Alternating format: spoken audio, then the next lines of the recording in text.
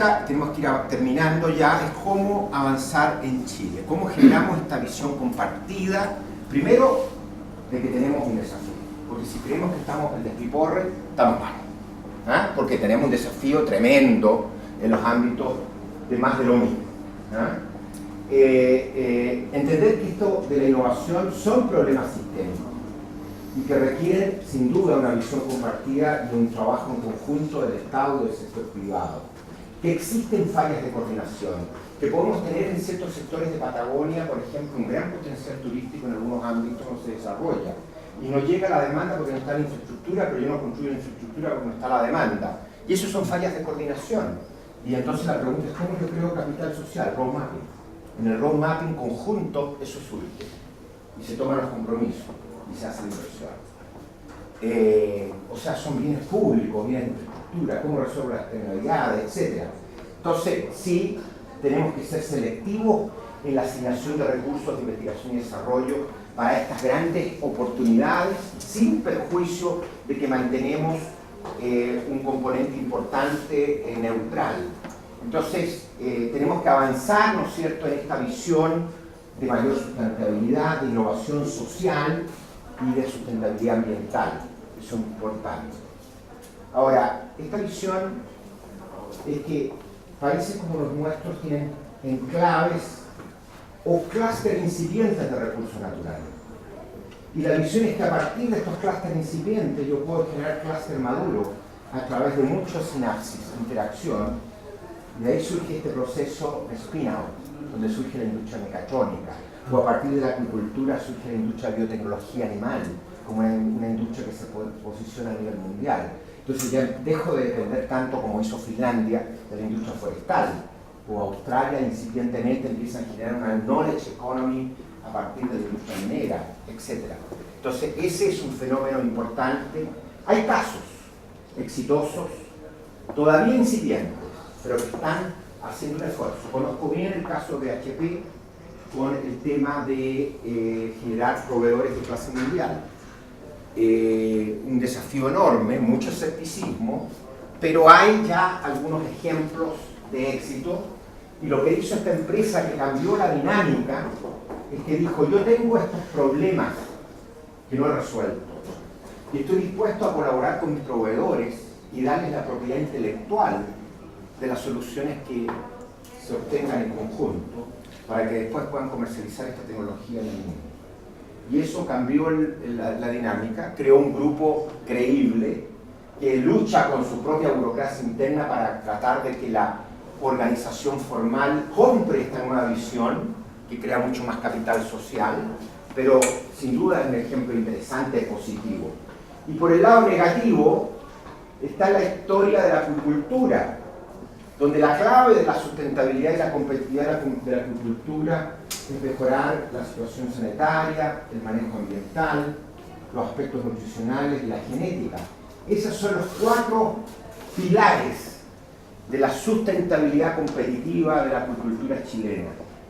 Y me acuerdo, esto, transparencia, estaba en inglés, es de una presentación que yo hice en Trondheim, en Noruega, en el encuentro anual de la acuicultura mundial, el año 2001. Y ahí les decíamos que el paradigma productivo vigente estaba obsoleto, porque ellos del agua dulce tomaban las bobas que importaban, todas muy cercanas, las llevaban al mar con alto riesgo de transmisión de peces positivos por enfermedades, con gran estrés por el transporte, y se generaba inmunodepresión y enfermedades, sin respetar las distancias, y por lo tanto se producía transmisión horizontal, y después se tomaban esto y se llevaban como reproductores. Teníamos aquí un circuito fantástico del desastre. Yo les dije el año 2001, esto bien. Entonces lo que hay que hacer son innovaciones tecnológicas muy importantes, pero más importante que nada es crear capital social para tener un cambio de paradigma productivo, porque si hay 2 o 3 empresas que no hacen lo que hay que hacer, el efecto de externalidad hace que la inversión de unos pocos sea inútil.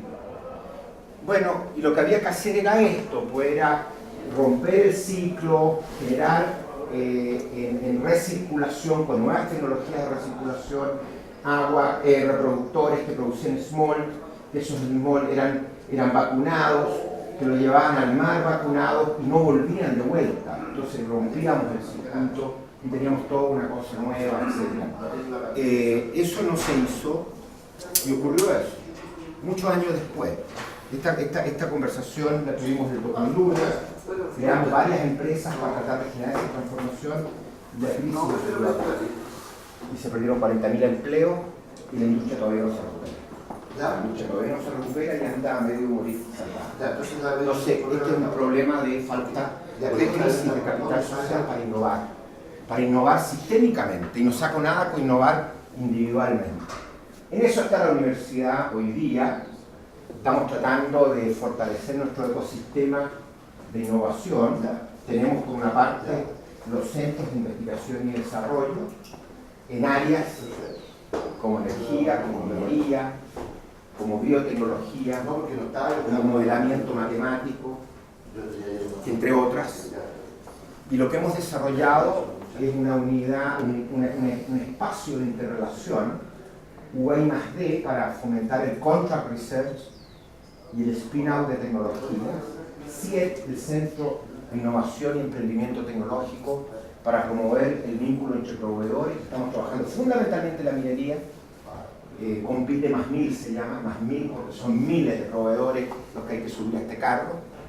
El garaje para el tema del emprendimiento. Por primera vez en sintonía estrecha una escuela de diseño con una escuela de ingeniería, hemos creado la escuela de diseño, de tal manera de que los ingenieros, por ejemplo ingeniería civil, que les gusta hacer obras sin mirar la estética, uno puede incorporar ese ciudadano, ¿no es cierto?, a la comunidad, de una manera de bajo costo, con pequeños cambios que tienen que ver con el diseño y que tienen que ver con generar una preocupación también por la estética. Y esos son temas de un nuevo lenguaje, de cómo yo mezclo el diseño, la ingeniería, el medio ambiente, de tal manera que poder generar soluciones que son viables. Y en el fondo la invitación es a incorporarse a esta visión de una universidad que se cree el cuento de la quíntuple hélice y que está haciendo los programas y la creación de capacidades de tal manera la respuesta a los desafíos de la sociedad moderna o postmoderna con estos entornos complejos y con la necesidad de este profesional que tiene capacidades mucho más multidisciplinarias, transdisciplinarias que lo que ha sido la formación del ingeniero hasta hoy día. ¿Dudas? ¿Preguntas? Se nos está pasando la hora. Por ejemplo, había que terminar a las 10:15, nos quedan 5 minutos. Si es que hay alguna pregunta. O pregunta al director del programa, Gastón. ¿Les queda claro la visión o más o menos? ¿Sí? Tengo dos preguntas. La primera, o sea, yo estuve en California y obviamente es igual a Chile, sin Hollywood Silicon Valley. Pero mi pregunta va enfocada hacia una inversionista israelí que intentó invertir hace 5 años en Chile, en el sur de Chile, e intentar crear Silicon Valley, una copia de Silicon Valley. ¿Y cuáles fueron las causas de que su proyecto no se pudo llegar a cabo? O sea, él trajo como más de 30 millones de dólares para invertir. Conozco la historia y hay que tomarla un poquito con criterio de inventario, como decía mi padre. ¿Por qué con criterio? Mi padre era comerciante, entonces me decía, cuando decía algo, mirarlo 2 veces, con criterio de inventario, porque el inventario siempre le salía errado. Pero bueno, ¿por qué? Porque para que el tema del capital de riesgo de alta tecnología funcione, no basta con traer plata. Uno requiere un ecosistema para el emprendimiento dinámico. Y nosotros, en ese momento, todavía no habíamos avanzado lo suficiente como parte del ecosistema. Todavía yo creo que nos falta la creación de un ecosistema que haga realmente atractivo para el venture capital tipo Silicon Valley, Chile. Se hizo Startup Nation uno de los temas efectivamente que logró es posicionar a Chile en el marketing, el salir en economía. A propósito del tema comunicacional, eso es muy importante, pero no lo es todo. Si llega un tipo de Silicon Valley, que han venido varios, o de la India, o de Israel, y no tienen todas las redes de networking, de apoyo, etc., les va a costar quedarse, insertarse y emprender desde Chile. Y por lo tanto, no hay que ser simplista. Hay que mirar esto con toda la complejidad que tiene de crear un sistema, un ecosistema del emprendimiento dinámico, innovador, que entre paréntesis es uno de los temas que nosotros estamos como universidad empeñados en desarrollar. ¿Ok? Déjame, después vuelvo donde ti. Había una pregunta por acá. Sí, justamente yo trabajo en el área pública, digamos, y efectivamente yo trabajo en un área que está relacionada con una industria potente de industria. Y efectivamente, como mencionabas, el tema de la relación público-privada es súper importante. Y ahí donde me entra un poco la duda, o un poco la inquietud, es en qué parte, digamos, el Estado, en su función como Estado, y el concepto de regulación económica, digamos, es un concepto, digamos, transversal que no atenta un poco contra generar este tipo de crecimiento, este tipo de mayor innovación. Yo creo que para nada. Hay países que hacen de las compras públicas una palanca para generar saltos en materias de crear capacidad de innovación. Para nosotros eso es tabú. Yo creo que nosotros tenemos que explorar en ciertos ámbitos cómo ciertas compras públicas pueden generar círculos virtuosos de creación de capacidades nacionales. No podemos dejar eso afuera cuando uno toma a todos los países de la OCDE, todos, y lo hacen en forma sistemática. Primer tema. Entonces, efectivamente, claro, si uno va a compras públicas y lo licita porque no hay nada que hacer, entonces lo que hay que ver es que efectivamente uno puede avanzar sin comprometer la transparencia. Y segundo, yo creo que cometimos errores. El darle el certificado de función a los clústeres va en contra de lo que hoy día es lo que se está haciendo en el mundo. Yo les decía que yo soy asesor de los países, voy ahora a Croacia, de Europa del Este, que se incorporaron a la Unión Europea. Y la Unión Europea tiene un programa de ajuste de esos países, que son mucha plata, 1.200 millones de euros para Bulgaria y 10.000 para Polonia, que es mucho más grande. ¿Y sabe cómo se llama el programa? En Croacia creo que son 800 millones. ¿Sabe cómo se llama? Toda la estrategia se llama Smart Specialization. O sea, el eje central es que uno tiene que ser capaz de identificar a través de un proceso de generación de capital social en torno al tema de innovación. ¿Dónde están los temas en que el país tiene singularidades naturales en las cuales debe apostar la economía, por ejemplo?